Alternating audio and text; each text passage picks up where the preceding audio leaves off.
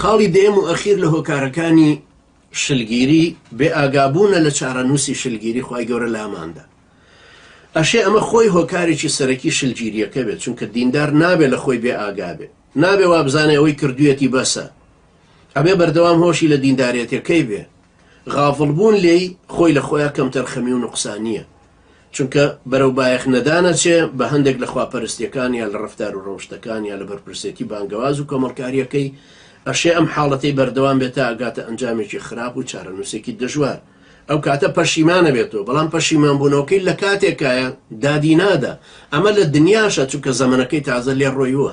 ئەو حاڵەتەی کە ئەو ئەبوایە نەسیحەتە خێرەکەی تیابکە نەیکرد، ئەو کاتە لە قیامەتی شابەتێکی زیاتر پەشیمانە بێتەوە. خی پەروەردگار منیش ئێوەش پەشیمان نەکاتەوە لە ڕۆژی قیامەتە لەسەر ئەو شتانەی لە دەستمان چوون.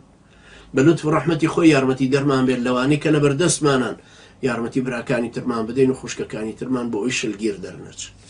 خی گەورە یارمەتی دەرمان بێ بۆی هەر کەسێک کە هەستمان پێکرد دیاردەکانی شلگیری تیا دروست بوو خێرا بە سۆز و بەزەی و خۆشەویستیەوە ئاوری لێ بدەینەوە بیخینە دەور و بەر و کەش و جەوێکی برایەتی دینی و هەتاکو خی گەورەی کە ئەمان کا بە مایە ئەوەی ئەویش بێتەوە سەرتەقواکاریەکەی و هەمومان بە کۆمەڵکاریەکی باش دیندارانە ئەم ڕێبازە ببڕین و بگەین بەو ئامانجەی کە خی پەروەردگار دیاری کردووە کە ئەو ئیستیخلافەیە و ئەدای بکەین إن شاء الله سرورتك بقرنين وبشرع.